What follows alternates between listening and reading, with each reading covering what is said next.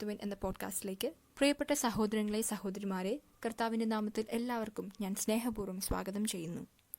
ഈ നിമിഷം നിങ്ങൾ എവിടെയായാലും, വീട്ടിലോ യാത്രയിലോ ജോലിക്കിടയിലോ, ഒരു നിമിഷം മനസ്സ് ശാന്തമാക്കി ദൈവത്തിൻ്റെ സാന്നിധ്യം അനുഭവിക്കുവാൻ ശ്രമിക്കാം. ഇന്ന് നമ്മൾ ധ്യാനിക്കുന്ന വചനമാണ് മത്തായി 5:7. കരുണയുള്ളവർ ഭാഗ്യവാന്മാർ, അവർക്ക് കരുണ ലഭിക്കും. ഈ വചനം നിങ്ങൾ കേൾക്കുമ്പോൾ ഒരു ചോദ്യം മനസ്സിൽ ഉയരുന്നുണ്ടോ? ഞാൻ ശരിക്കും ഒരു കരുണയുള്ള വ്യക്തിയാണോ? എല്ലാവർക്കും ഇതിൻ്റെ ആഴം പൂർണ്ണമായി അറിയണമെന്നില്ല.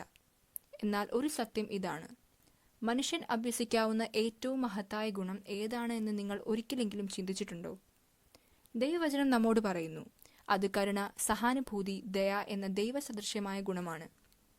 നമ്മുടെ കർത്താവ് യേശുക്രിസ്തു ഈ ഗുണത്തിന് വളരെ വലിയ പ്രാധാന്യം നൽകുന്നു. ഇപ്പോൾ സ്വയം ചോദിക്കൂ, ഞാൻ അറിവിൽ വളരുന്നുണ്ടോ? ആത്മീയ കാര്യങ്ങളിൽ സജീവമാണോ?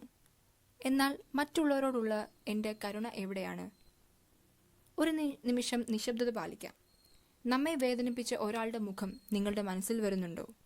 ദൈവവചനം വളരെ വ്യക്തമായി പറയുന്നു, നമ്മൾ മറ്റുള്ളവരോട് കരുണ കാണിക്കാതിരുന്നാൽ നമ്മുടെ സ്വർഗീയ പിതാവും നമ്മോട് കരുണ കാണിക്കുകയില്ല. നമ്മുടെ കർത്താവ് ഇങ്ങനെ പഠിപ്പിക്കുന്നു: ഹൃദയത്തിൽ നിന്ന് നിങ്ങൾ പരസ്പരം ക്ഷമിക്കാതിരുന്നാൽ നിങ്ങളുടെ സ്വർഗീയ പിതാവും നിങ്ങളോട് ക്ഷമിക്കുകയില്ല. ദൈവവചനം വളരെ നേരായി പറയുന്നു, കരുണയുള്ളവർക്ക് മാത്രമാണ് കരുണ ലഭിക്കുക. ഇതൊരു ഭീഷണിയല്ല, ഇത് ഒരു സ്നേഹപൂർണമായ മുന്നറിയിപ്പാണ്. കാരണം സ്വഭാവപരമായി നാം എല്ലാവരും ദൈവത്തിൻ്റെ കൃപയ്ക്ക് അർഹന്മാരായിരുന്നില്ല. അങ്ങനെയിരിക്കെ ദൈവം നമ്മോട് കരുണ കാണിച്ചുവെങ്കിൽ നമ്മൾ അത് മറ്റുള്ളവർ കാണിക്കേണ്ടതല്ലേ?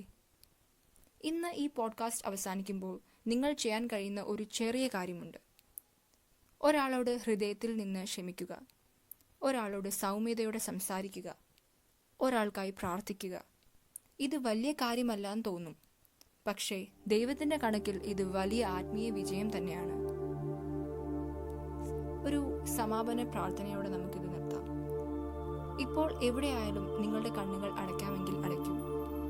കർത്താവേ, നമ്മുടെ കഠിനമായ ഹൃദയങ്ങളെ നിന്റെ കരുണ കൊണ്ട് മൃദുവാക്കണമേ.